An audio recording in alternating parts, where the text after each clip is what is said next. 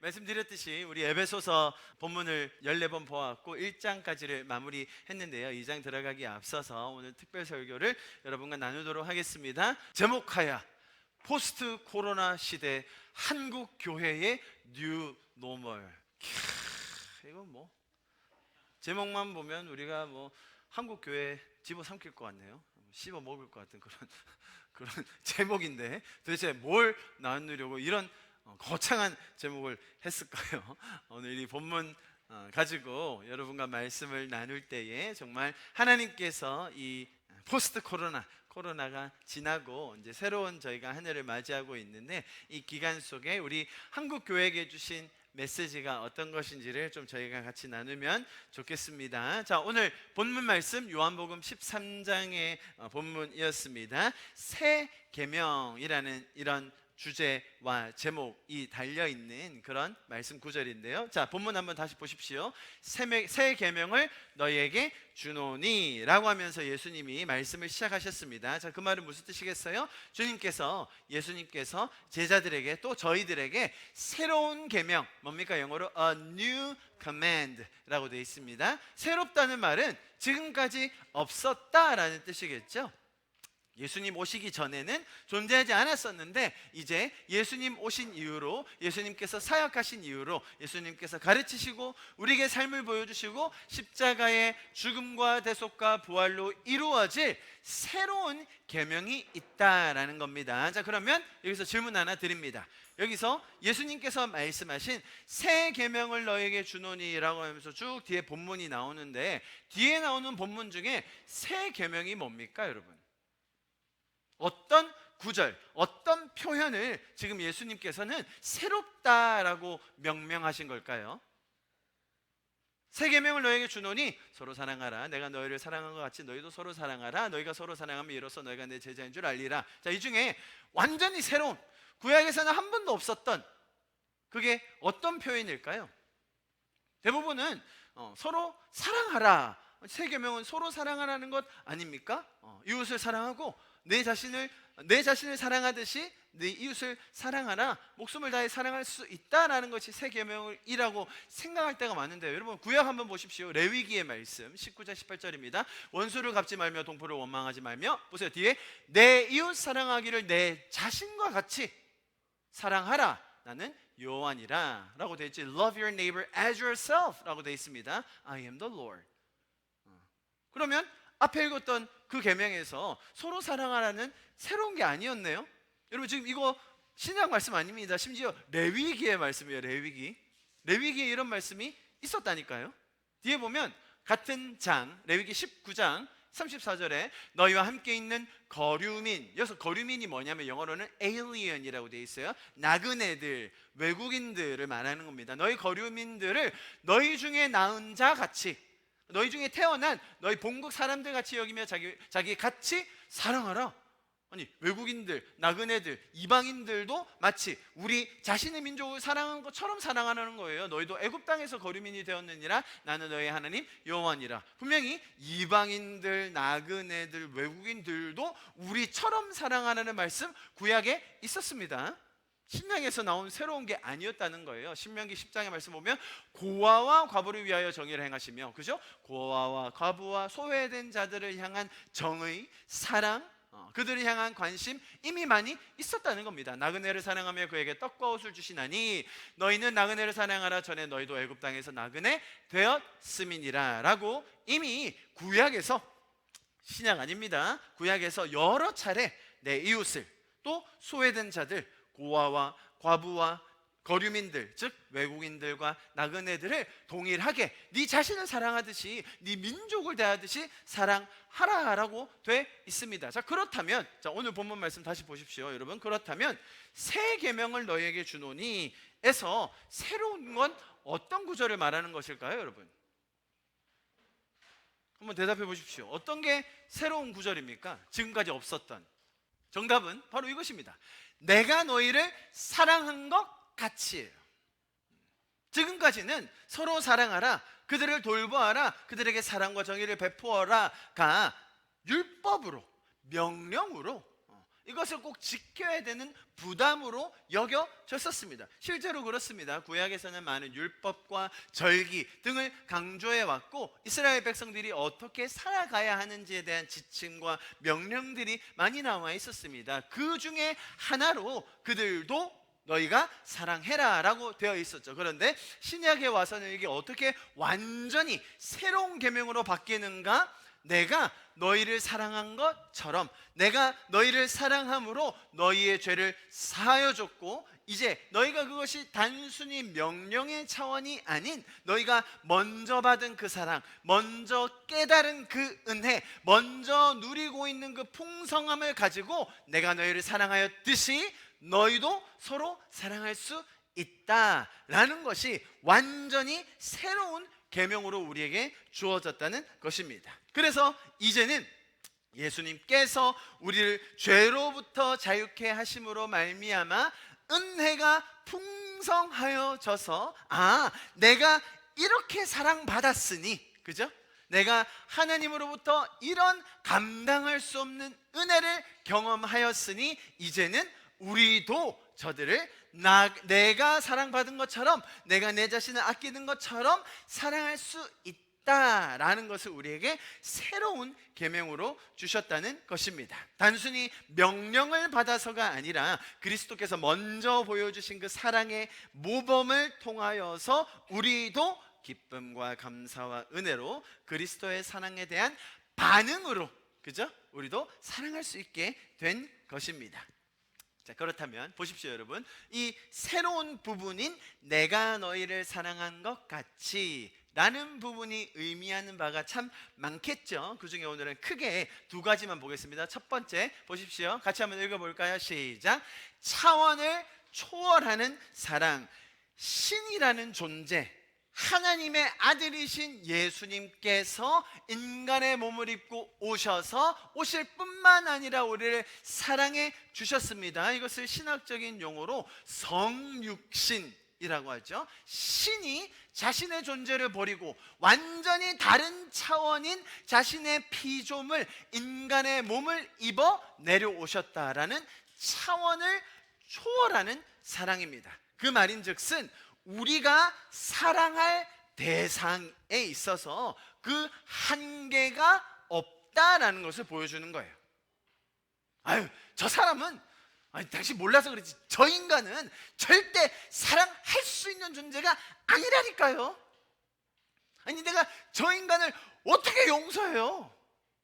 그런 말은 없다는 거예요. 뭘 볼 때? 내가 너희를 사랑하였듯이 라는 이 하나님의 성육신 차원을 초월하셔서 우리에게 다가오신 그분의 사랑을 볼 때 우리가 사랑을 베풀 수 있는 대상의 제한과 한계가 없다라는 것을 우리에게 보여주시는 것입니다. 그래서 주님께서 우리를 먼저 사랑하셨던 그 풍성함을 통하여 우리 안에도 그런 차원을 초월하는 한계가 없는 사랑을 경험할 수 있는 저와 여러분 될 수 있기를 축복합니다. 할렐루야. 자, 두 번째 특징 같이 읽어봅니다. 시작. 전적인 헌신적 사랑.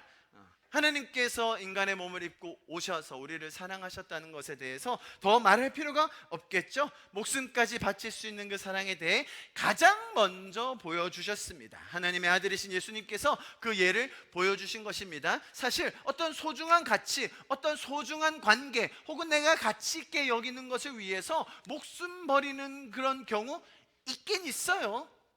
제가 여러 번 설명드렸죠. 어떤 아주 소중한 가치, 예를 들어 이념이라든지 뭐가 있겠어요? 민주주의를 위해서, 자유수호를 위해서 목숨을 버리는 사람이 있다니까요. 정말로 소중한 가치라면, 정말로 내가 소중하게 여기는 사람 관계 가치라면 어떤 이들은 목숨을 버리기도 합니다. 자, 그런데 여기서는 전적인 헌신적 사랑이 표현하는 게 뭡니까? 우리가 아직 죄인 되어 있을 때에 내가 그 사랑을 받을 만한 자격과 그 조건이 없을 때에 먼저 보여주신 헌신적 사랑이라는 거예요. 이해하시겠죠? 그 사람의 잠재력을 보고 그 사람이 뭔가 가치가 있기 때문에 그것 훨씬 이전에 우리가 아무런 가치도 없고 아무런 준비가 되지 않았던 그런 죄적인 죄의 덩어리였음에도 불구하고 하나님은 먼저 우리를 사랑해 주셨다는 것입니다. 자, 그러한 사랑의 감격, 그러한 사랑받은 자로서의 정체성이 날마다 더 풍성하여지는 우리 부산하나교회 성도분들 될 수 있기를 축복합니다. 할렐루야. 자, 이러한 보십시오 여러분, 예수님께서 주신 이 새 계명, 그분께서 우리를 먼저 사랑하여 주셨던 것처럼 우리도 서로 사랑할 수 있다라고 말씀하신 그 새 계명을 따라 그 계명을 좇아서 살고 싶은 것이 저희 성도들, 저와 여러분의 그런 마음일 것입니다. 그리고 우리의 교회 공동체는 이 계명, 주님께서 주신 이 새 계명을 아직은 부족하죠. 아직은 미약합니다. 그렇기 때문에 서로 돌보면서 또 서로 배워가면서 정말로 새 계명대로 주님이 우리를 사랑하셨듯이 서로를 사랑한다는 게 무엇인지를 서로 배워가는 과정, 또 그것을 연습하면서 실수할 때도 있지만 어려움을 당할 때도 있지만 같이 그것을 배워가며 실현해가며 주님의 장성한 분량까지 자라가는 것이 우리 공동체입니다. 그래서 주님 말씀하신 것들을 사실 이 땅에 살면서 우리가 연습해 보는 거예요. 살아내 보는 거죠. 또 우리가 먼저 살아내고 또 전해 보는 것이 우리의 공동체입니다. 지금까지 우리가 이 말씀에 대해서 어마어마하게 연습을 많이 했다는 것 알고 있습니다. 정말로 서로 사랑해 보려고 바로 내 옆에 있는 그 부부부터 시작하여서 원수에 이르기까지, 내 옆에 있는 사람이 원수가 되면 안 되는데요, 그 모든 사람들을 사랑하려고 하는 그런 노력들, 몸부림들 얼마나 많이 했는지 모릅니다. 사실은 그런 마음을 가지고 우리가 살아가는 것이 우리 성도들의 마음입니다. 마음으로 미워하는 내 자신을 보면서 또 회개하기도 합니다. 정말로 새 계명에 대해서 정말 사랑하고 은혜의 메시지에 반응하려고 하는 몸부림들이 우리 안에 있어요. 자, 앞으로 정말로 우리가 주님께서 우리에게 말씀하신 것들이 점점 더 자라서 사랑하는 새 계명이 우리 안에 더 풀어지고 열매 맺는 그런 우리의 공동체가 될 수 있기를 축복합니다. 자, 그런데 오늘은 특별히 그런 사랑의 대상에 있어서 제가 나누고 싶은 한 그룹이 있어서 오늘 특별한 주제를 가지고 여러분과 말씀을 나누게 되었습니다. 주님께서 이 부산하나교회에 또 저희를 세우셔서 특별히 이들이 주님의 사랑받는 존재임을 알기를 원하는 그 대상이 있다라고 생각합니다. 사실 우리가 이 말씀을 실천할 때, 정말로 새 계명을 실천할 때 원수들을 떠올리면, 내가 마음에 불편한 사람 떠올리고 내가 마음에 증오가 있고 미움이 있는 사람을 떠올리면 기도하게 되잖아요. 주님, 저도 마음을 다해 주님께서 말씀하셨듯이, 주님이 나를 사랑하셨듯이 저를 사랑하게 해주십시오. 저를 긍휼히 여겨주시고 은혜를 베풀어 주십시오. 우리가 기도합니다. 자, 그런데 여러분, 사랑의 반대말이 뭐죠? 사랑의 반대말이 뭐예요? 미워하는 거? 싫어하는 거? 증오하는 거? 사랑의 반대말은 무관심이에요. 막 기도해요. 주님, 저 사람 사랑하게 해주세요. 저에게 은혜를 주세요. 근데 옆에서 툭툭 치려. 주님이, 야, 저기 저 사람들도 있어. 저 사람 나랑 상관없고요. 그냥 주님, 저는 이 사람만 사랑해 해주세요. 오히려 증오하고 싫어하고 불편한 관계는 애증의 관계, 내가 관심이 있고 한 공동체에 묶여있기 때문에 그럴 경우가 많아요. 그런데 오히려 전혀 관심받지 못하는 이들, 기도의 대상도 되지 못하는 이들이 있다는 것입니다. 자, 여러분, 이 표를 한번 봐주십시오. 우리가 잘 아는 유대인들, 성경에 가장 많은 대표적인 그 민족으로 우리에게 잘 기억되고 있습니다. 성경에 나와 있는 유대인들은 이 정체성이 굉장히 강하다는 것이 알려져 있습니다. 뭐죠? 보십시오. 유대인들은 자신들이 선민이다라는 정체성이 굉장히 강합니다. 선민의 뜻이 뭡니까? Chosen people, 선택받은 민족이라는 거예요. 여러분, 그 말 맞습니다. 하나님께서는 유대인들을 선택하셨어요. 그들을 장자로 선택하셔서 그들에게 은혜를 더하여 주시고 먼저 그들과 언약적인 관계를 맺으셨습니다. 그게 맞아요. 자, 그런데 유대인들이 선민이 된 이유가 뭐죠? 그들이 준비가 잘 돼서 그들은 선택받을 만한 자격이 있어서 정말 이들을 선택하면 다른 모든 이들보다 우월하기 때문에 얘네들만은 다를 거야 라고 그렇게 선택하셨습니까? 만약에 그게 맞다면 이 유대인들이 생각하는 선민, 나는 선민이야, 우리가 더 그래서 은혜를 더 많이 받는 거야, 우리가 더 우월해, 나중에 어떻게까지 갑니까? 우리만 구원받아, 너희 구원받고 싶으면 우리가 돼야지 너희한테는 구원이 없어 라고 하는 거예요. 그래서 결국 어떻게 합니까? 유대인들은 유대인이 아닌 다른 사람들을 뭐라고 불러요? 이방인. 이방인은 이꼬르 뭡니까? 개, 돼지. 그렇게까지 갔다는 거예요. 분명히 하나님께서 선택하신 건 맞지만 그들이 죄적으로 잘못 적용하여 이렇게 안 좋은 부작용, 너무나 큰 오해를 낳았다는 것입니다. 자, 그런데 제가 여러분에게 설명드리고 싶은 것이 있습니다. 자, 이 밑에 한민족을 넣어봤어요. 우리나라 민족입니다.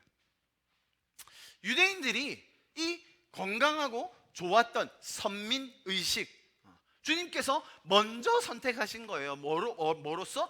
장자로서. 장자라는 말은 뭡니까? 밑에 많은 동생들, 앞으로 또 은혜를 받게 될 그 다른 민족들의 장자가 되어서 마치 모범, 샘플이 되어서 우리 같이 연약한 민족도 선택받았으니 너희들 모두에게도 구원이 임할 거다, 그런 하나님의 메시지를 전했어야 했는데 유대인들은 정말 반대로 생각했습니다. 자, 그렇다면 한민족도 우리나라 한민족 말하는 겁니다. 우리 한민족이 몇 명 정도 됩니까? 지금 남한에 5천만 명, 북한에 2,500만 명, 흩어져 있는 디아스포라까지 다 하면 한 8천만 명 정도 될까요? 자, 8천만에 달하는 이 한민족이 가진 아주 독특한 정체성이 있으니 그게 뭡니까, 여러분?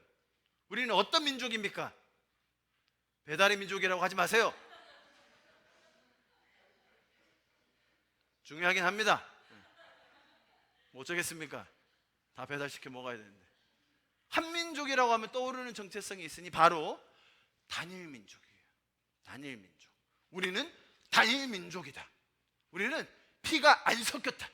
우리는 그 치욕스러웠던 침략과 외세의 그런 강력한 세력에도 불구하고 우리는 지켜냈다. 대한민국 만세.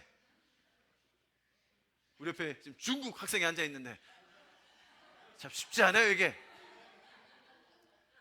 중국 옆에 조그만 대한민국. 여러분, 중국이 대한민국을 얼마나 괴롭히고 침략했는지 하우티엔 알고 있어요? 우리 대한민국 역사에서 대한민국은 여러분 한 번도 남의 나라를 침략한 적이 없어요. 신기하죠? 왜? 힘이 없었어요. 근데 우리가 몇 번 침략 받았는지 아세요? 한 900번 정도 침략 받았어요. 900번.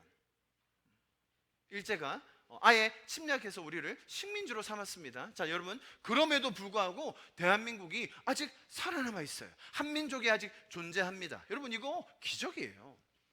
제가 왜 이 말씀을 드리냐면 진짜로 명칭은 존재했고 과거에 있었는데 지금 사라진 민족들이 많아요. 예를 들면 어떤 민족이 있죠? 거란족 들어봤어요? 흉노족 들어봤어요? 그런 종족들, 민족들이 있었어요. 그런데 지금 어디 있죠? 없어요. 사라졌어. 역사 속에 존재는 했는데 없어졌어요. 그런데 희한하게 이 한민족은 단일민족이라는 이 정체성으로 끝까지 살아남아서 지금까지 영향력을 끼치고 있습니다. 여러분, 역사학자들이 하는 말이 실제로 대한민국은 이 한국이라는 정체성, 외모라든지 역사라든지 문화라든지 이런 단일한 이런 민족으로서의 정체성을 정말로 유례가 없이 꽤나 잘 지켜왔다라고 이야기하기도 합니다. 그러나 또 반대로 그러면 우리는, 대한민국 사람은 DNA 조사해 보면 한민족, 대한민국의 DNA만 있을까요? 전혀 그렇지는 않아요. 세상 어떤 민족 인류도 그 하나의 민족만 단일하게 가진 DNA를 가진 종족은 없어요. 다 섞여 있죠. 자, 그래서 제가 말씀드리려고 하는 것은 이 우리에게 주어진 자부심, 단일 민족. 여러분, 한민족은, 우리 대한민국 한민족은 위대합니까? 위대하지 않습니까? 위대하죠. 할렐루야. 대한민국 만세. 그러면 다른 민족보다 더 위대합니까? 우리가 더 우월한 거예요? 자, 이 경계를 잘 봐야 되는 거예요. 지금 제가 유대인 설명드렸죠? 손민 맞아요. 선택 받았어요. 은혜를 많이 받았다니까요. 얼마나 큰 은혜를 받았습니까?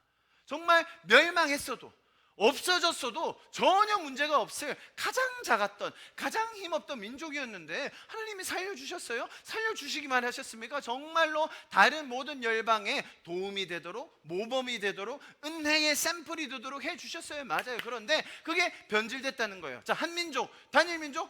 맞아요. 위대합니다. 그런데 한민족의 가진 이 습성 중에 하나가 쟤들보다는 우리가 낫지 그래도. 쟤들에 비하면 그래도 우리 민족성이 다르지 달라. 그런 우월주의, 인종주의, 민족주의까지 가면 안 된다는 거예요. 그런데 생각보다 많은 경우에 우리가 그걸 가지고 있다는 것입니다. 다른 민족들이 우리보다 열등합니까? 그렇지 않아요.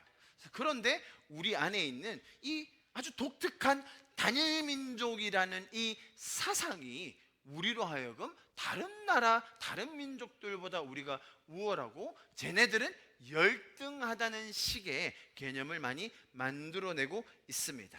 여러분, 한국에 외국인들이 몇 명 정도 살고 있는지 아십니까? 지금 현재? 옛날에 막 한때 대한민국에 외국인이 100만 명 시대가 왔다 뭐 이런 얘기 들어보셨죠? 200만 명 시대가 왔다 들어보셨죠? 지금 250만 명이 살고 있어요. 대한민국에 5천만 명이면 몇 퍼센트입니까? 빨리 계산해 보세요, 우리 학생들. 5천만 명 중에 250만 명이면 몇 퍼센트예요? 나중에 계산해 보세요. 자, 그래서 그렇게 많은 인구가 살고 있어요. 굉장히 많은 외국인들이 이미 살고 있는데 그들이 내 옆에, 내 곁에 나와 똑같은 하나님의 형상을 가진 하나님의 사랑을 받아야 하고 그걸 깨달아야 하는 존재로 있는데 250만 명? 난 못 봤는데. 나랑 상관 있나? 나는 지금 이 사람하고 관계가 중요한데. 이들이 더 많이 들어오면 쟤도 왜 저렇게 자꾸 들어와? 그러면 아무 의미가 없다는 거예요. 자, 지금 제가 설명드리려고 하는 요지가 뭔지 보십시오. 예수님께서 우리에게 새 계명을 주셨습니다. 서로 사랑하라. 어떻게 해요? 내가 너희를 사랑한 것처럼. 그 뜻이 뭐라고요? 차원을 초월하고 대상을 뛰어넘는 한계가 없는 사랑, 그리고 정말로 전적으로 헌신적으로 할 수 있는 그 사랑에 대해서 우리에게 모범을 보여주셨는데 그것을 가로막고 있는 장벽, 특히 우리 민족을 볼 때 첫 번째가 뭐라고요? 단일민족이라는 이 정체성. 좋은 면도 있지만 자꾸 그것이 부정적으로 우리에게 보여지고 있다는 것을 제가 설명드리고 있는 겁니다. 자, 그리고 그런 차별적인 우월의식이 우리에게 있었다면 또 우리가 당면한 위기 한 가지를 여러분에게 소개해드리려고 합니다. 자, 여러분, 제가 오늘 많은 프레이즈를 준비했습니다. 소망, 여러분 소망이라는 단어 아시죠? 소망. 어린이들 소망이라는 단어 알아요? 몰라요? 알죠? 소망의 반대말이 뭡니까, 여러분? 소망의 반대말. 우리 지원아, 소망이라는 단어의 반대말이 뭘까요? 절망이죠. 맞아요. 절망. 이렇게 소망의 반대말은 절망이었어요. 그런데 제가 바꿨어요. 요즘은 소망의 반대말이 소멸로 바뀌었어요. 여러분, 이게 제가 지은 겁니다. 이게 카피라이트는 저에게 있습니다. 이건 어서 제가 들어온 거 아니에요. 이건 제가 지은 말입니다. 제가 지금 바로 이것 때문이죠. 뭐 너무나 많이 알려져 있는 문제이기 때문에 뭐 더 이상 제가 거론하지 않아도 될 것 같습니다. 지금 세계 많은 석학들이 30년 뒤에 대한민국 없어진다라고 경고하고 있습니다. 지금 세계 최저 출산율이라고 들어보셨죠? 여러분, 이게 세계 최저이기도 하지만 인류 역사상 처음 있는 일이에요. 인류 역사상 한 나라가 0.78명밖에 낳지 않는 건 처음 있는 일입니다. 여러분, 한국은 뭘 해도 그냥 제대로 하지 않습니까? 할렐루야. 뭐 끝장을 봐야 돼요. 뭐 일본 뭐 없어요. 뭐 그때 그래봤자 일본 1.2 뭐 그랬어요. 우리는 뭘 해도 제대로 해야죠. 지금 OECD 평균 1.5, 선진국도 막 1.5. 그럼 우리는 그 절반 딱 때려가지고 0.78 그냥 아주 그냥 제대로 할 거면. 이 세속화라는 이 중심 속에 개인주의를 최고의 가치로 여기는 그런 가치관이 팽배해져 있습니다. 성경적 가정의 의미를 부정하는 포스트 모더니즘, 또 그로 인해서 젊은이들 사이에서 결혼, 가정, 자녀에 대한 이 근본적인 가치관이 뿌리째 흔들리고 있습니다. 요즘 사회 각계각층에서 이 저출산 문제를 타개하기 위해서 많은 의견들, 방안들을 제시하고 있지만 저는 개인적으로 젊은이들을 많이 상대하고 있는데 그분들이 제안하는 것, 내는 정책들 생각보다 실효성이 없어 보여요. 젊은이들의 귀에 들리지 않을 겁니다.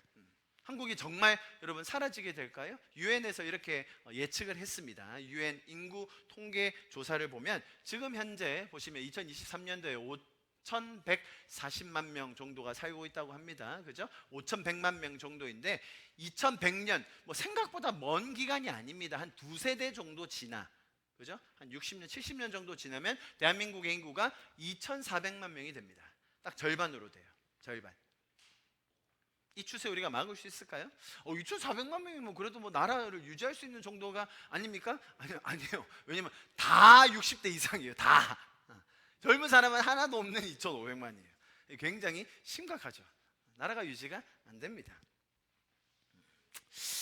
자, 여러분, 저희가 2023년도 올해를 시작할 때 다 그런 기대감이 있었습니다. 뭐였죠? 코로나를 3년, 2020년, 2021년, 2022년 3년이라는, 여러분, 코로나도 지금까지 인류가 한 번도 겪어보지 못했던 팬데믹이었어요. 무슨 말이냐면 그런 전염병이 생겼을 때 한 대륙, 크게 봐서 한 대륙 아니면 한 나라 정도가 영향을 받는 거였지, 지금처럼 교통과 운송이 발달되어서 전염병 하나가 퍼졌는데, 이 감기라는 게 하나가 퍼졌는데 전 세계가 셧다운되는 이런 경험 처음이에요.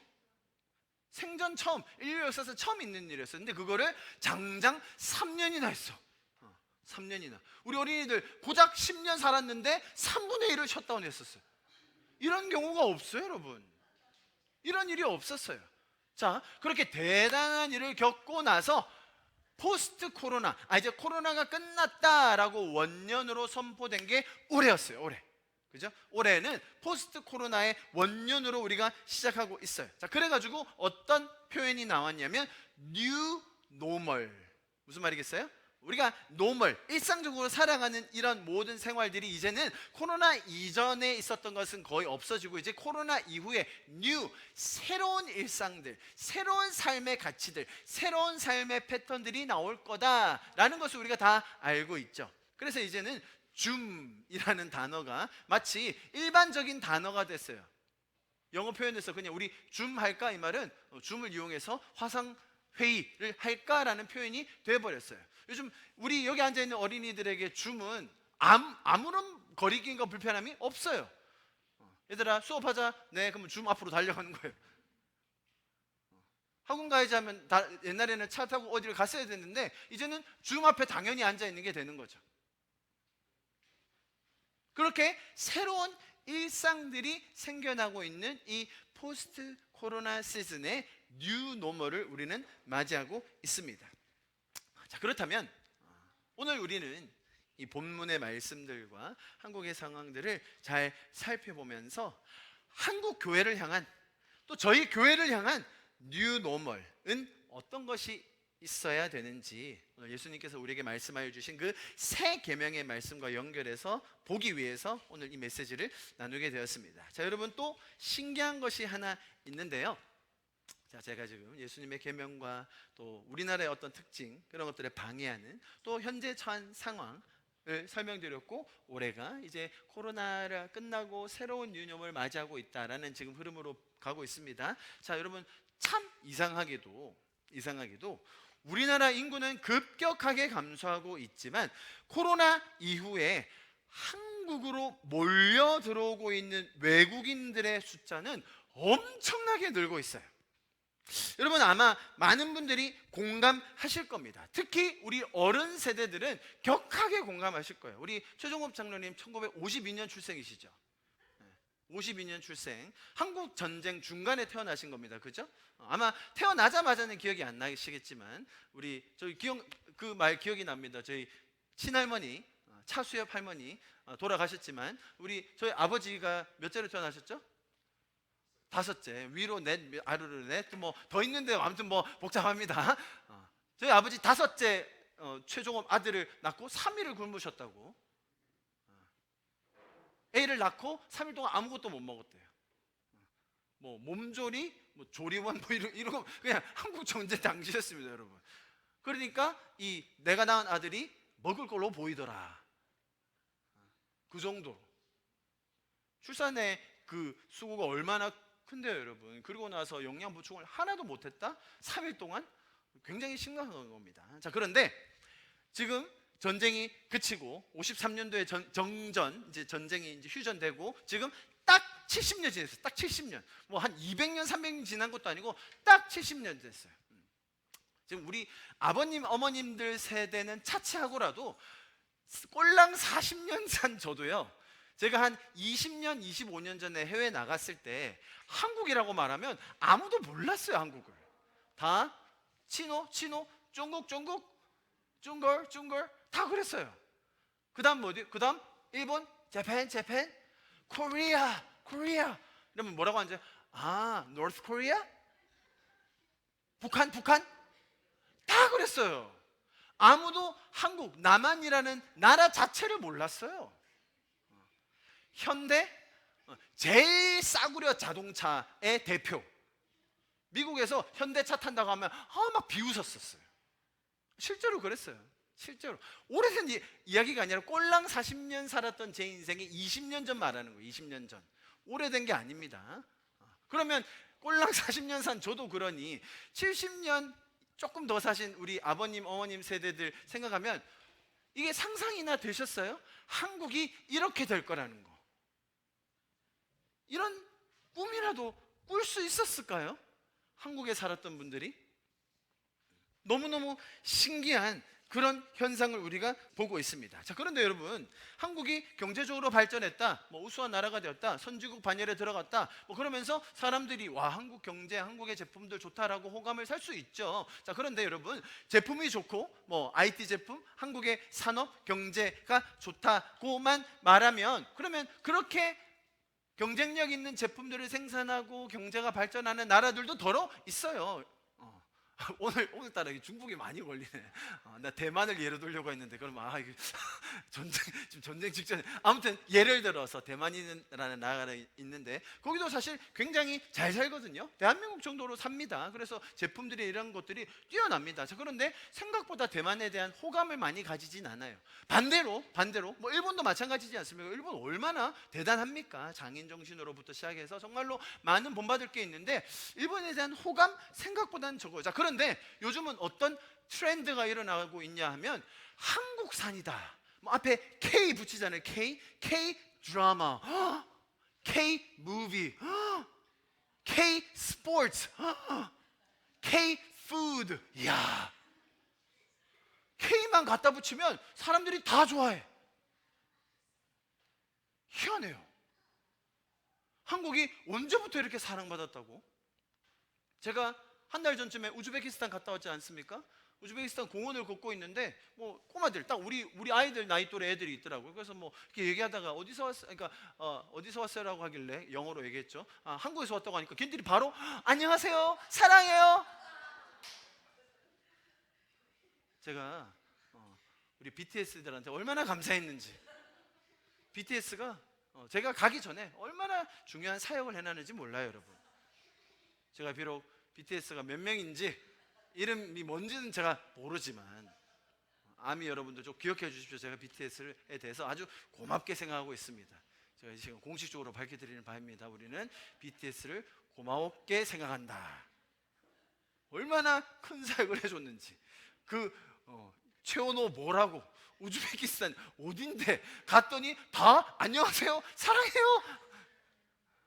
참, 이게 도대체 이런 세상에 올 거라고 누가 예상이나 했겠어요? 여러분, 이게 BTS가 그냥 단순한 이런 현상이 아닌 게 빌보드 차트에서 1위를 한다는 게 뭐 어디 뭐 올림픽 1위 아니면 뭐 이렇게 우리 가요에서 1위 그런 차원이 아니에요. 거기는 전 세계 모든 자본과 문화와 영향력이 결집되어 있는 곳이기 때문에 거기서 1위를 한다는 건 이거는 누군가 인위적으로 할 수가 없어요. 노력한다고 되는 것도 아니고 돈을 쏟아붓는다고 되는 게 아니에요. 많은 분들이 그렇게 얘기하세요.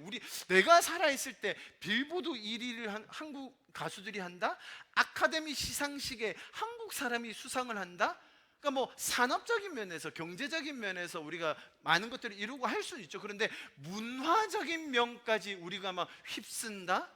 뭐 오징어 게임 막 세계 이제는 우리가 뭐 세계 1위 하는 게 뭐 하면 되는 거 아닌가? 뭐 글로리 1위 해버리지 뭐만 내면 다 1위예요. 요즘 여러분 넷플릭스가 한국 K 드라마 때문에 엄청난 호황을 누리고 있는 건 아십니까? 넷플릭스가 원래 한국에 지사를 차릴 생각이 없었어요. 그런데 한국은 너무 좋은 거야. 왜? 비용 많이 안 들어가. 헐리우드에 비하면 한 10분의 1밖에 안 들어가요. 그런데 냈다 하면 1위를 해. 우리나라 1위 아닙니다. 세계 1위예요. 세계 1위. 그러니까 한국에 지금 넷플릭스 지사를 만들고 아시아 지역 대표를 한국 사람으로 아마 곧 세울 것 같아요. 그 정도 영향력이 있어졌다는 겁니다. 자, 제가 여러분에게 말씀드리고자 하는 것은 한국이 아마 지금 이 2023년 혹은 향후 몇 년 동안이 한국이라는 국가, 한국인으로서 우리가 받을 수 있는 거의 최고의 명성과 인지도를 가지고 있는 때가 아닌가라는 생각이 들어요. 여러분 이거 오래 가지 않을 수도 있어요. 모르는 일입니다. 국제 정세라는 것이, 국제 관계라는 것이 언제 어떻게 틀어지거나 언제 어떻게 변형될지 몰라요. 지금 아마도 한국이 누릴 수 있는 최고의 전성기가 아닐까 그런 생각이 들어요. 그렇다면 하나님은 왜 우리에게 이런 특별한 은혜를 주셨을까라는 거죠. 너무나 많은 세계 젊은이들이 한국에 들어오고 싶어하고 한국에 와서 공부하고 싶어하고 한국에 와서 직장을 얻고 싶어해요. 왜 이런 순간에 우리가 지금 있을까라는 그런 성찰적인 말씀을 드리는 겁니다. 한국 교회의 뉴 노멀은, 잘 들어보십시오 여러분, 앞으로 물밀듯이 들어오게 될 이 사람들, 이들을 어떻게, 어떤 모습으로, 어떤 마음으로 맞이할 것인가에 달려 있어요. 뉴노멀이라고 할 때 단순히 온라인 예배를 들어야 될지, 오프라인 모임을 해야 될지, 아니면 소그룹을 어떻게 인도해야 될지, 뭐 다음 세대에게 어떻게 접근해야 될지, 네, 중요한 주제들입니다. 우리가 곰곰이 생각하고 기도하고 잘 준비해야 합니다. 자, 그런데 그런 차원을 넘어서서, 자, 지금까지 우리가 한 번도 맞아보지 못했던, 아니 어찌 보면 인지하지 못하고 있는 그들이 한국으로 들어올 때 우리가 저들을 어떻게 섬길 것인가에 대한 것이 한국교회 뉴노멀이라는 주제에 맞는 고민이 되어야 한다는 것입니다. 여러분, 대한민국의 인구가 급감하고 일손이 부족해지고 있습니다. 심지어 제가 한 2달 전에 부산시에서 했던 그런 저출산 관련된 행사를 갔었는데, 부산시 교육감께서 이렇게 얘기하시더라고요. 이제 중고등학생들도 유학생 받아야 됩니다. 대학생들, 유학생들이야 뭐 흔하죠. 이제는 뭐 많이 있는데 지금 이제 그럴 단계가 아니라고. 초중고 유학생 받아야 된다고. 우리가 걔네들 먹여주고 재워주고 다 할 거니까 애들만 보내달라고. 자, 그렇게 이야기하는 수준이고요. 뿐만 아니라 이제는 한국에 들어오는, 오늘 하필 또 마하우티엔 이렇게 외국인을 대표하여 중국에서 온 우리 하우티엔이 있는데, 하우티엔이 한국인이 될 확률이 있을까요, 여러분? 무슨 말이냐면, 여러분, 한국에 들어오는 외국인들이 이제 많은 경우가 영주권을 받게 될 거예요. 심지어 시민권 받게 될 겁니다. 그래야 한국이 유지가 됩니다. 지금 그런 상황이에요. 지금 우리가 맞이하게 될 이 뉴노멀이라는 외국인 사역은 엄밀히 말하면 한 10년 뒤쯤 되면 얘네들이 한국인이 돼 있어. 난 처음에 외국인 사역으로 시작했는데 얘가 한국인이 되는데, 그럼 얘는 한국 사역으로 넣어야 될지 이 어디로 넣어야 될지 헷갈려지는 상황이 올 거예요. 많은 외국인 사역을 했던 그 대상들이 이제 한국 사람이 될 때가 곧 옵니다, 여러분. 머지 않았어요. 이제 영주권은 많이 줄 거예요. 그리고 이제 이 친구들 사실 하우티엔 정도만 해도 우리 토픽 몇 급이야, 우리 하우티엔? 5급입니다. 5급. 여러분 토픽 5급 어려워요. 여러분 시험 다 치셔도 6급이 제일 높거든요. 너 토픽 6급 못 받아 현지야. 현지는 아니까 자존심 안 생겨. 우리 중에 아무도 못 받아요. 토픽 6급은 한국 사람도 못 받습니다. 근데 하우티엔 시험 쳤지? 6급 받으려고. 결과는 안 나왔지만 쳤잖아 지난달, 그지? 6급 받을 수 있겠어 없겠어? 이번엔 어렵지. 다음에 받아, 알았지? 6급. 외국인들 중에는 6급 받는 친구들이 많아요. 왜? 체계적으로 문법적으로 공부하니까. 여러분 한국어 열심히 배웠죠? 지금 하우티엔 6년 살았어요. 고작 6년. 지금 몇 살이지 너? 25살인데 6년밖에 안 살았어요. 앞으로 한 10년만 더 살면 내가 한국에서 사는 건지 중국에서 사는 건지 모를 거야 아마. 아시겠죠? 한국 문화, 언어, 그다음에 학문까지 잘 배운 저런 친구들에게 한국에서 계속 거주해라, 영주권 주고 한국 시민으로 살아라, 본인들이 원한다면. 중국 친구들은 많이 안 원할 수도 있는데 그래도 다른 원하는 친구들이 많아요. 안 줄 이유가 없다는 거예요. 그래서 뉴 노멀 외국인 사역이라는 것은 정말로 진짜로 앞으로 우리가 함께 살아야 할 저들을 우리가 이제부터 어떻게 대하고 어떻게 맞이하고 어떻게 섬길 것인가. 주님이 우리에게 세 계명 주셔서 내가 너희를 사랑하였듯이 차원을 뛰어넘어서 정말로 헌신적으로 사랑할 수 있는 그 대상들이 우리 옆에 있는데, 그것을 교회가 어떤 형태로 어떤 모습으로 준비해야 할 것인가에 대한 이야기라는 것입니다. 여러분 너무 잘 아는 마태복음 28장 말씀 우리 같이 한번 읽어볼까요? 19절 20절입니다. 시작. 그러므로 너희는 가서 모든 민족으로 제자로 삼아 아버지와 아들과 성령의 이름으로 침례를 베풀고 내가 너에게 분부한 모든 것을 가르쳐 지키게 하라. 볼지어다 내가 세상 끝날까지. 아멘. 여기에 보면 자 보세요. 그러므로 너희는 가서의 강조를 두었던 사역의 기조에 그런 시대가 있었어요. 무슨 말입니까? 우리가 이들을 만나려면 어디로 가야 돼요?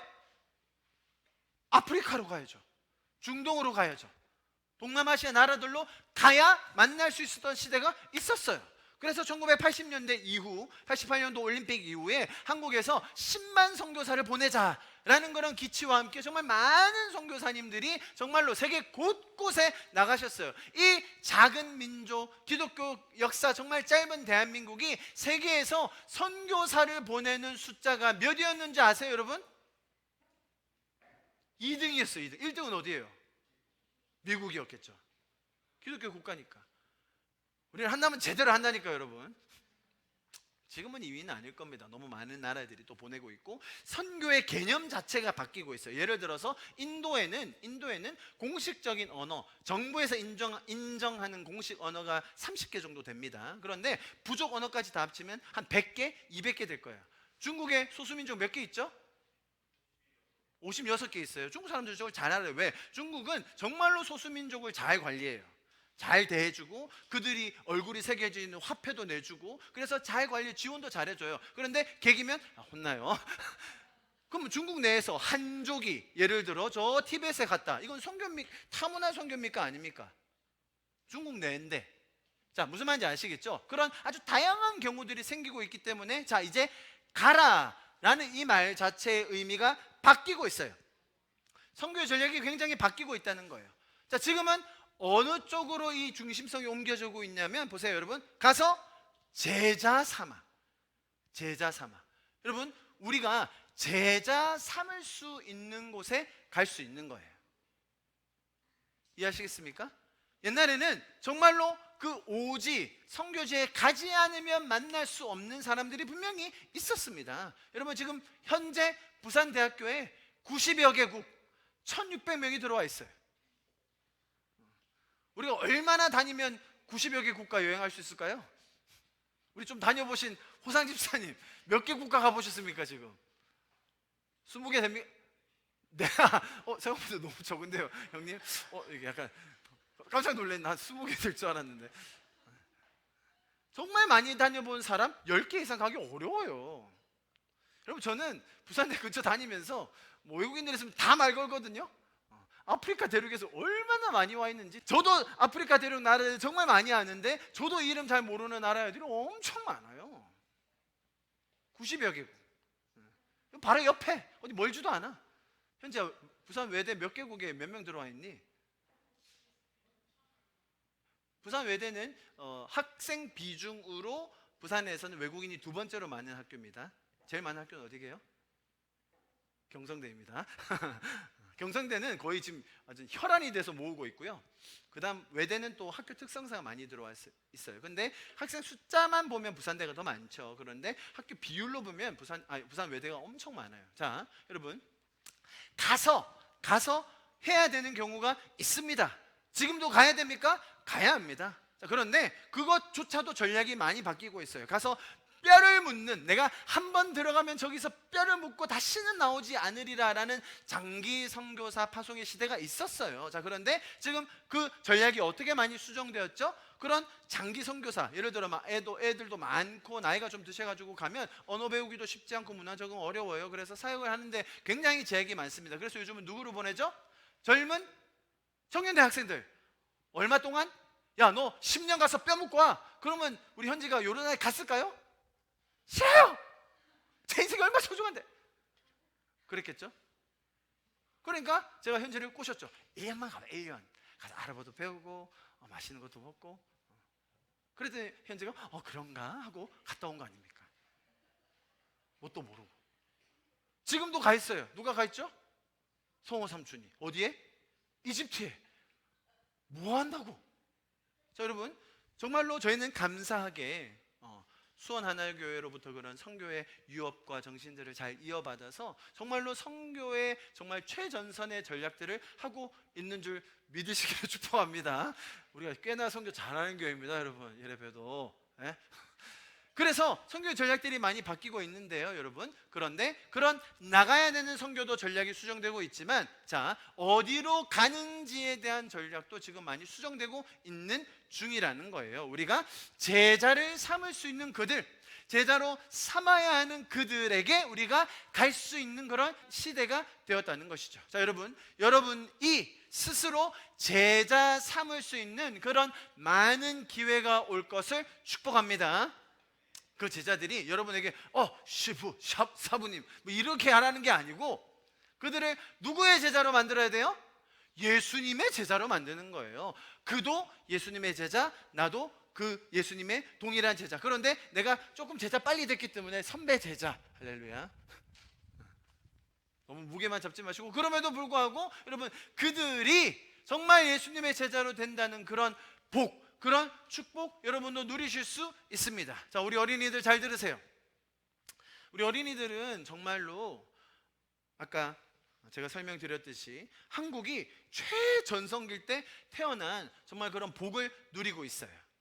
아멘? 아멘? 우리 어린이들 난민들 위해서 매일 기도하죠, 그죠? 우리 하늘이는 치킨을 먹어도 난민을 위해 기도해요. 치킨을 놓는데 시리아 난민들 기도해요. 그냥 매일의 삶에 배어있어, 난민들. 자, 여러분, 난민 어린이들이라 하면, 그죠? 가장 어려운 상황에 있는 그 어린이들을 대표하는 그런 상징일 거예요, 그죠? 우리가 그들을 위해서 기도하고 마음을 써요. 자, 그런데 우리 어린이들 지금 당장 난민들 도우러 갈 수 있어요, 없어요? 없죠. 쉽지 않아요.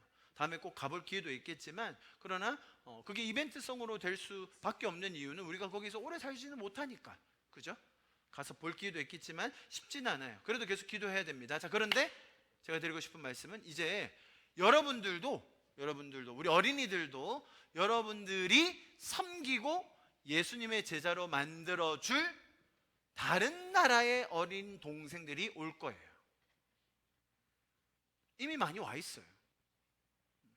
여러분들이 놀아줄 수 있는, 여러분들이 챙겨줄 수 있는. 하늘, 너 예외 아니야. 잘 들으세요. 하늘이보다 어린 다른 외국인 아이들이 많이 올 거야.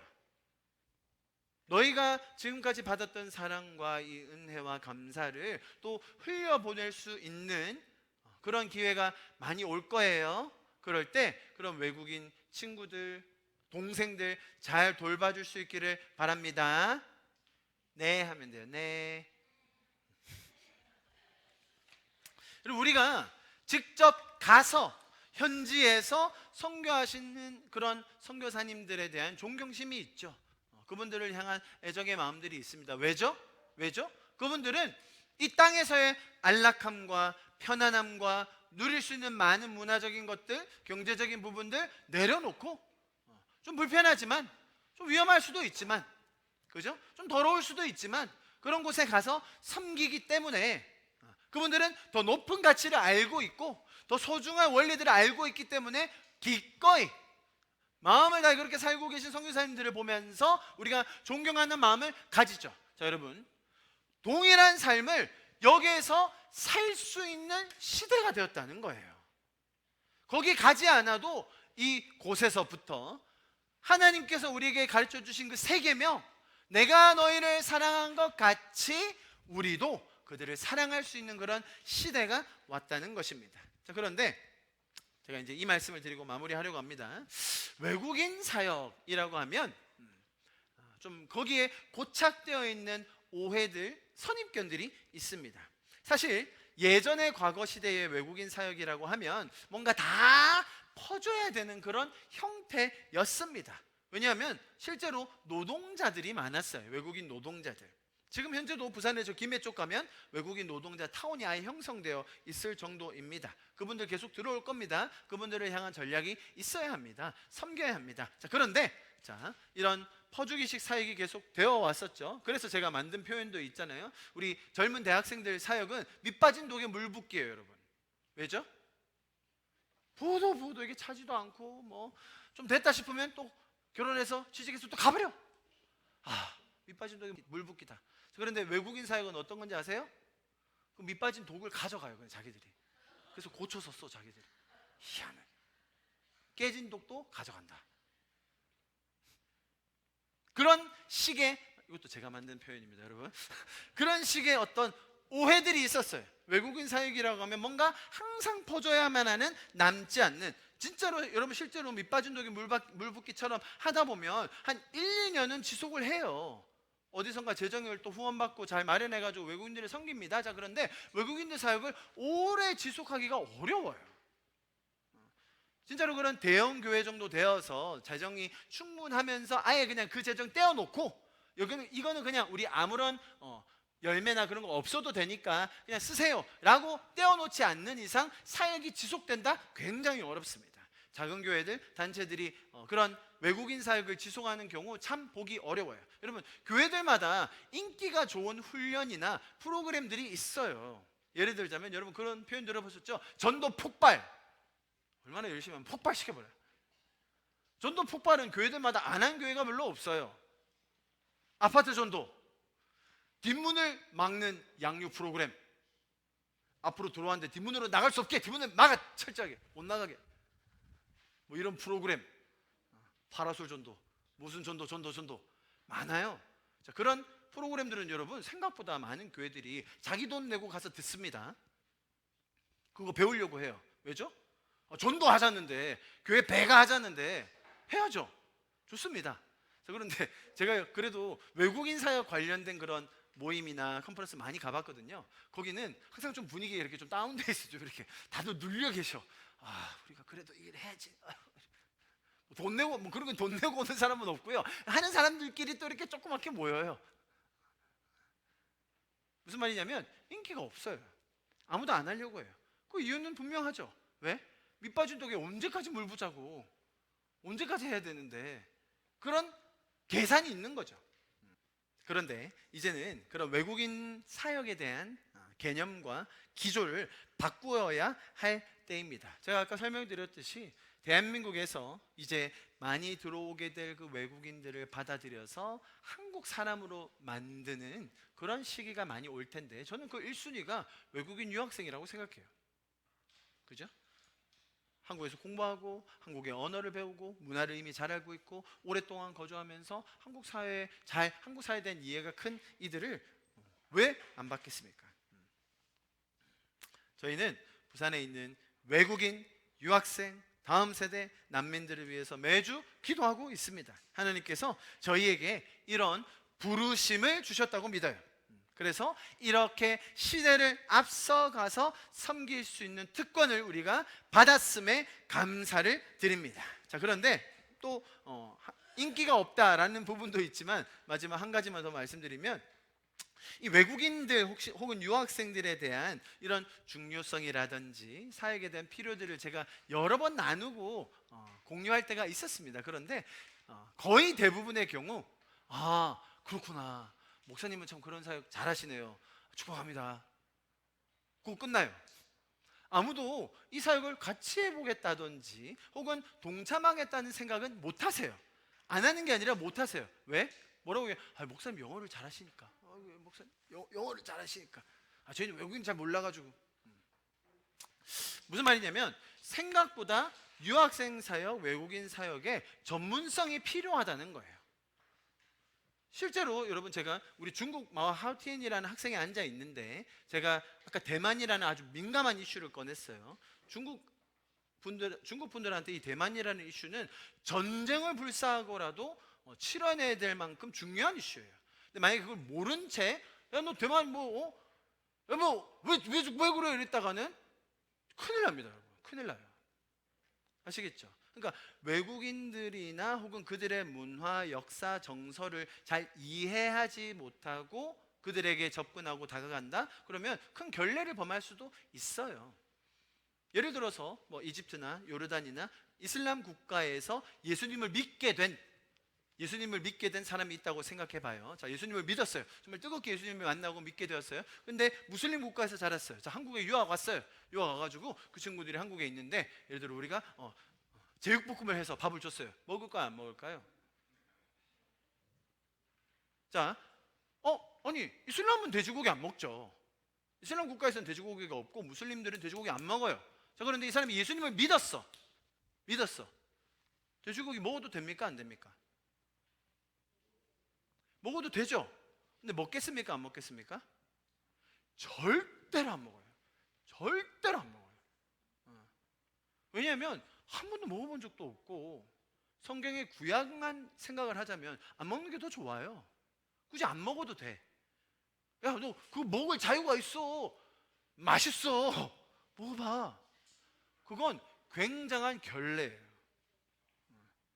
예를 들자면, 자, 이런 문화에 대한, 그들의 역사에 대한 배경에 대한 지식과 정보가 없으면 외국인 사역을 할 때 실수하게 되는 경우가 있어요. 자, 그렇기 때문에 외국인 사역이라는 것, 유학생 사역이라는 것이 꽤나 전문적인 사역이라는 것입니다. 우리 외국인 사역, 유학생 사역을 생각해 보면 사실 우리가 이렇게 그들을 섬길 수 있다는 특권을 받았다는 것으로 감사하고, 또한 그들을 우리가 섬길 수 있는 준비가 되었다라는 것에 저는 너무나 감사를 드립니다. 우리 어린이들은 이제 부산하나교회 왔을 때 외국인들이 있는 거에 대해서 어색하지 않죠, 그죠? 당연한 것처럼 전 처음부터 그것을 생각했었어요. 우리 하나교회 어린이들이라면 외국인 삼촌 이모들을 봤을 때 전혀 다르게 생각하지 않는, 그냥 우리 중에 한 명 항상 있는 외국인 삼촌 이모들은 항상 북적북적 되는, 백인이건 흑인이건 다른 나라 말을 쓰건 간에 상관없이 항상 우리와 있는. 자, 여러분 보세요. 이게 핵심이에요. 외국인 사역이라고 말할 때 가장 중요한 근본과 본질, 핵심은 뭐냐면 저들이 우리와 동일하다. 저들도 하나님의 형상으로 하나님의 사랑을 받아야 할 존재들이다라는 것을 우리가 자연스럽게 깨닫는 것입니다. 할렐루야. 그래서 그분들에게 우리가 동일하게 하나님의 사랑을 전할 수 있는 자들이 될 것입니다. 우리가 가진 한 명 한 명의 은사를 하나님께서 들어 쓰셔서 그들을 섬길 수 있도록 하실 것입니다. 근데 한 가지 준비해야 될 게 있습니다. 우리가 외국인들을 위한 섬김 사역 관계를 그래도 좀 제대로 하려고 한다면, 자, 여러분 잘 들어주십시오. 부산 하나교회 교인이라면 영어 정도는 기본으로 하셔야 할 것 아니겠습니까? 아무도 아멘이 없네요. 제가 그래도 통 크게 우리 부모님 세대까지는, 우리 정숙자매님과 우리 부모님 세대까지는 열애를 시켜드리겠습니다. 할렐루야. 그래도 일본어도 하시고 또 아주 다양한 분야에서 섬기고 계시기 때문에 괜찮다고 치고, 그럼 제일 위가 우리 호상 집사님이신데, 우리 호상 집사님 이하 영어는 기본으로 하셔야 된다. 할렐루야. 제가 뭐 저만큼 하라는 얘기는 아닙니다. 그래도 그런 마음을 가지시고 배우실 수 있기를 축복합니다. 분명히 그들이 각자가 쓰는 언어들이 있거든요. 러시아어가 굉장히 큰 부분 차지하고요. 또 그 나라마다 다 쓰는 언어가 있어요. 그런데 한국에 와서 사는 외국인이라면 적어도 두 가지 중에 하나는 할 줄 아는 거예요. 한글 아니면 영어는 합니다. 그렇지 않고는 수업을 할 수가 없기 때문에, 그래서 둘 중에 하나는 여러분들이 꼭 하셨으면 좋겠다. 그리고 우리 어린이들에게는 사실 우리 어린이들은 조금만 잘하면 삼촌보다 더 잘하게 될 거야. 당연하죠, 당연히. 그리고 한두 가지 정도 언어 더 하세요. 오케이? 당연히. 우리 지민이 영어 할 거야, 안 할 거예요? 영어 공부.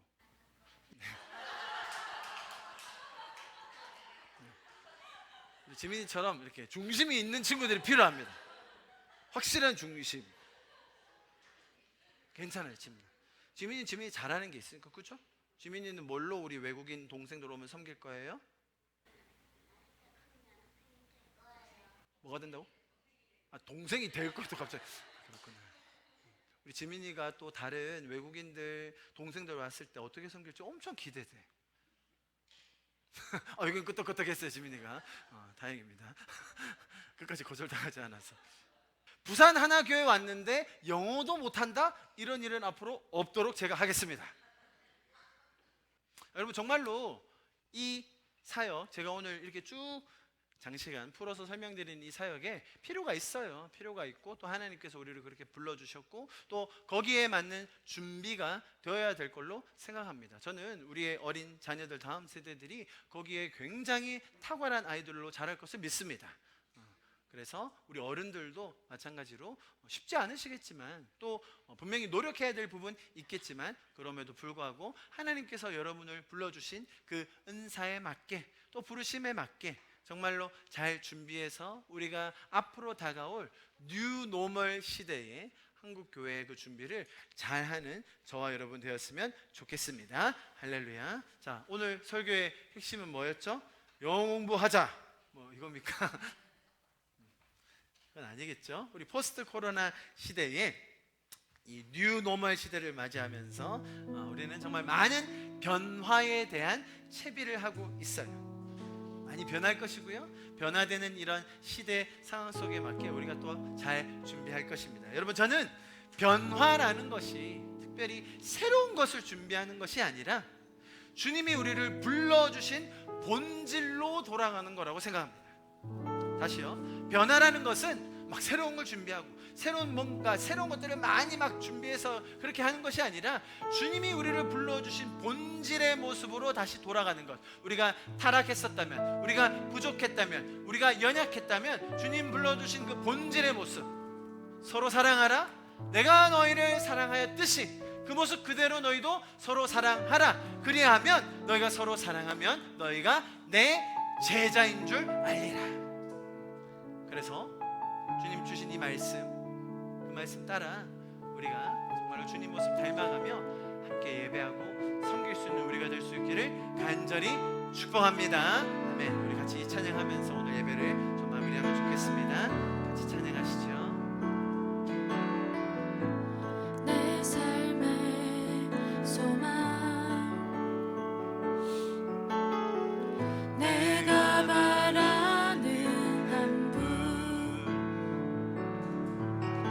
예수 닮기를 내가 원하네. 한없는 사랑,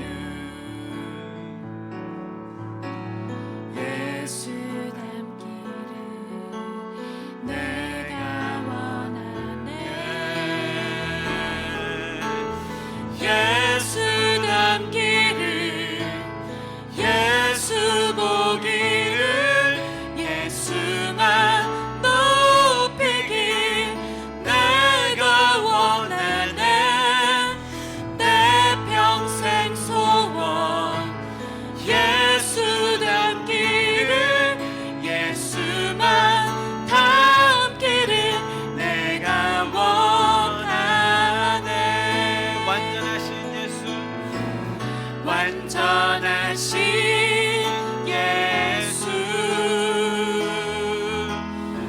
새롭게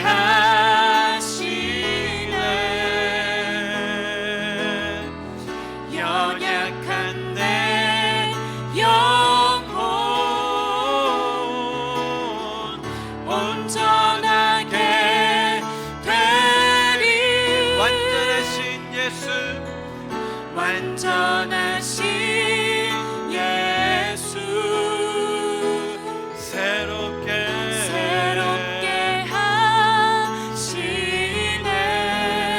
하시네. 연약한 내 영혼 온전하게 되리.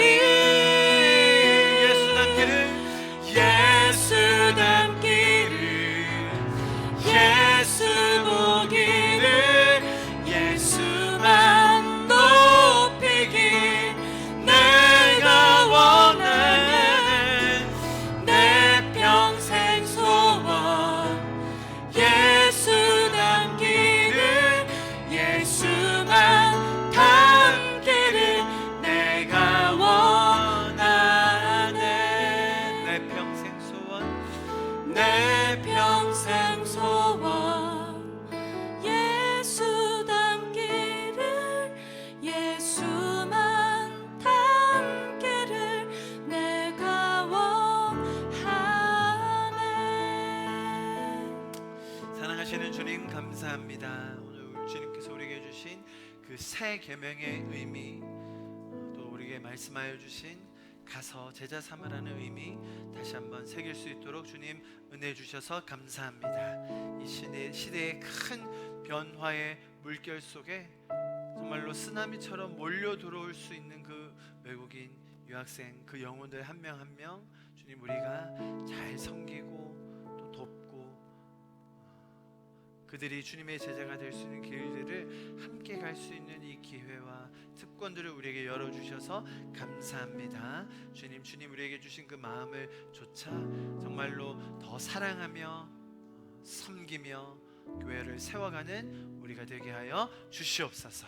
지금은 우리 주 예수 그리스도의 은혜와 하나님 아버지의 그 무한하신 사랑하심과 성령님께서 가르쳐 주시고 인도하여 주시고 날마다 공급하여 주시는 그 교통하심의 역사가 지금 이 자리에 모여서 주님의 말씀 앞에 정말 예수님 닮아가기 원하며 사랑하기 원하는 우리 성도들 한 명 한 명 머리 위에, 가정 위에, 직장과 학업 위에 지금부터 영원토록 함께 하실 것을 간절히 축원하며 기도하옵나이다. 아멘.